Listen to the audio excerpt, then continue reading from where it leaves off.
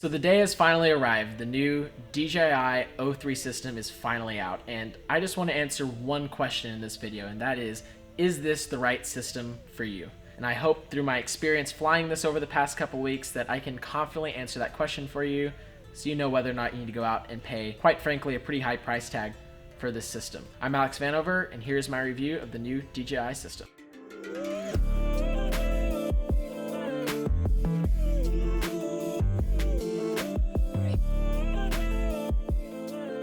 I'll cut straight to the chase and say that this is probably the best FPV system that you can buy on the market right now, without a shadow of a doubt. But it is still far from perfect, and I'm gonna explain why right now. I was really excited when I got offered to try this ahead of time because I knew that it was coming out, and I really wanted to be one of the first guys to not only test this thing, but also be able to give DJI some feedback, which hopefully they'll be using in the future.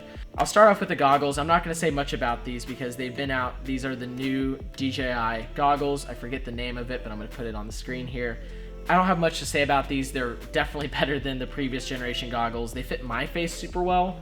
You can adjust the IPDs on the bottom, which is really nice. And overall, they're just a lot lighter, but some people say they don't fit their face very well, but for me, they fit my face well. The foldable antennas, everything is great. So when I got this system initially, I was really impressed with how easily it went together.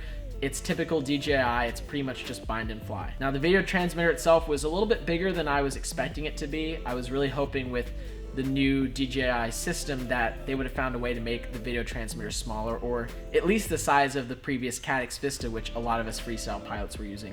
But they didn't. They made it a little bit bigger and actually quite a bit taller as well, which makes it really tricky to fit in a lot of common tight freestyle quads. Now, thankfully, I made the Vanny style to fit the Walk Snail Avatar VTX, which is quite massive, and so being able to put this video transmitter in there was no problem. But you just have to keep that in mind if you're going to buy this system. Make sure you get the dimensions and make sure that it'll fit in whatever frame you're using. The camera itself is much differently shaped than previous cameras, and it has some advantages, but it also has some disadvantages, which I'm going to talk about here in just a minute.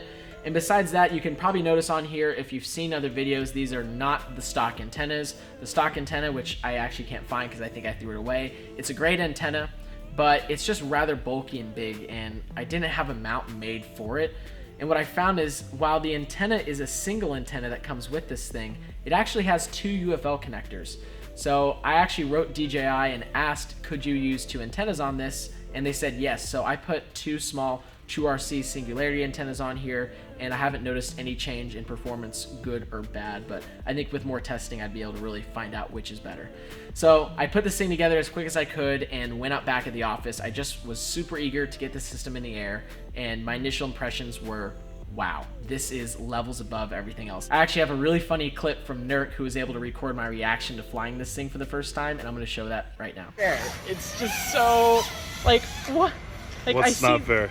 The quality is just so, like, I just feel bad for anyone else spending time, like, because this is just, it just took the game to another, like, there's levels to this, and then there's, like, worlds to this, and I feel like this is just another world. Never been able to see some of these things so clearly and so smooth, like, so low latency. Like, I have no problem. It's not fair.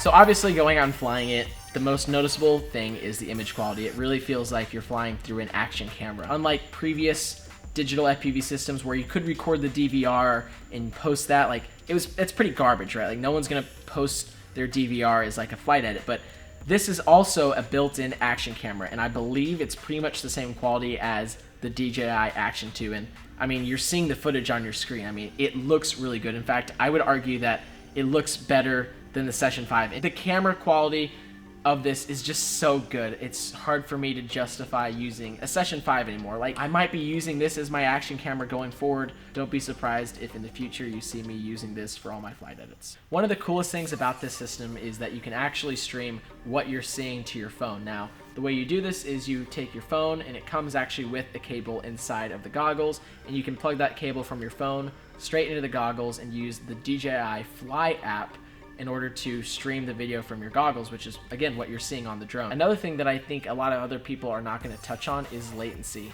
I don't feel like the latency is actually better on this system than previous DJI systems, but I do feel like it's a little bit more consistent. I found I was able to confidently fly lower to the ground a lot faster, really be able to push this system harder than I was my other previous systems that I was using, and that gave me just more confidence in flying. I was able to fly a lot better, and I think it definitely is going to show in my freestyle videos going forward. I've talked a lot about the pros in flying this, and you've seen the footage, but there are quite a few drawbacks to the system, and I would be regretting myself if I didn't talk about those to you guys now.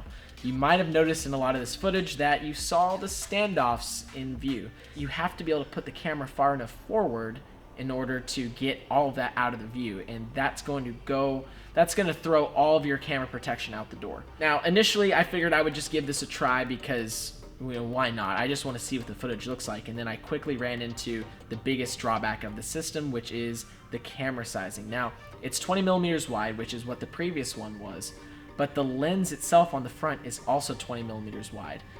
What this means is that it does not fit in between standard 19 millimeter spacing on most freestyle frames. You cannot put the camera far enough forward to get all that out of the view. It's literally just rubbing against the standoffs. This is such a drawback to this design because everyone's gonna have to change their designs out there, at least on the frames that I've tried, like my frame, the Apex, the Project 399 frames. I'm sure there's a dozen more that I could list out there. I'm very thankful that I was able to actually get this system ahead of time because I was able to call up my frame designer who helped me design this frame, and we basically made a DJI O3 conversion kit. So it's a new top plate and bottom plate, which is about 4 millimeters wider up front, and this allows you to be able to slide the camera in between the standoffs, so you can protect it if you want, but you can also do what I've done here and push the camera farther forward in order to get all the stuff that you don't want to see out of view. The only downside, obviously, is that you're basically forfeiting all of your camera protection, and I haven't flown it like this very much, so I can't tell you how durable this camera is. I can say confidently that if you put it on the stock camera mounts with it protected, it's had a lot of frontal hits, and I haven't been able to break it yet. But that's just a big drawback. I don't know exactly what DJI was thinking when they made the front of the camera so wide, but I understand that at the same time you can only do so much. Now, another downside to the system is the VTX doesn't have mounting holes. The original air unit didn't have mounting holes as well, and it wasn't too much of a problem because you could just use electrical tape or double-sided sticky tape. But on this one, it's a bit of a problem because if you're going to use double-sided tape, this VTX gets quite hot, and if you leave your quad sitting on the ground for too long or you're not moving very fast through the air, that tape's going to start to wiggle around a little bit too much for my liking. Now, a quick way to solve this is just wrap the video transmitter in electrical tape, and that's what I've done here.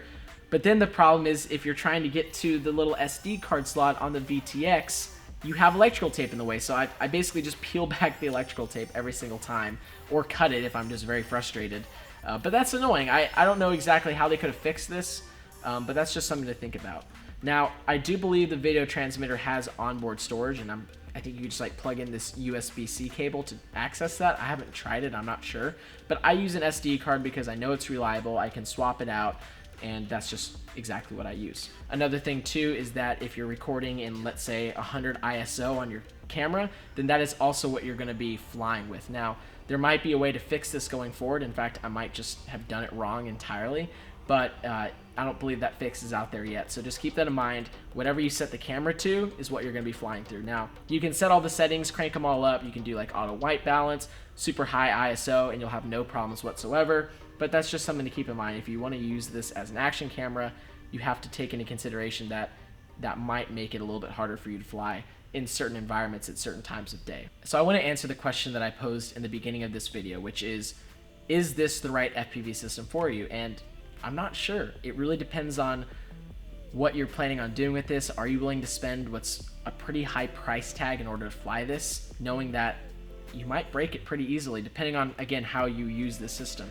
Personally for me, I think I'm probably going to switch to this system. I've been going back and forth in my head as to, is it worth, you know, setting it up like this where the camera is exposed and then using it as my action camera. And to be honest, I think I need to do more testing to figure that out.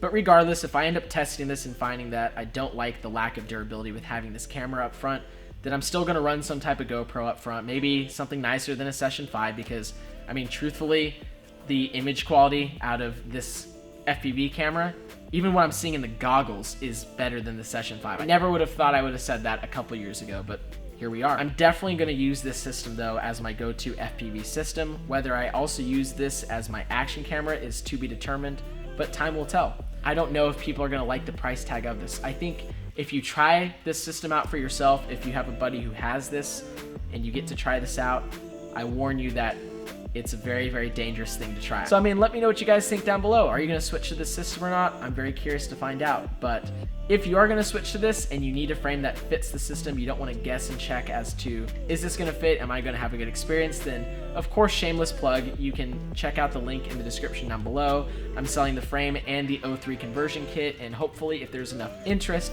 I'll just sell frame kits with those O3 plates, so you don't have to buy two things. But in the meantime, that's the options that I have, and I do hope you guys give it a try if you're going out and flying the system. So thank you guys so much for watching. I really hope you enjoyed this type of review video.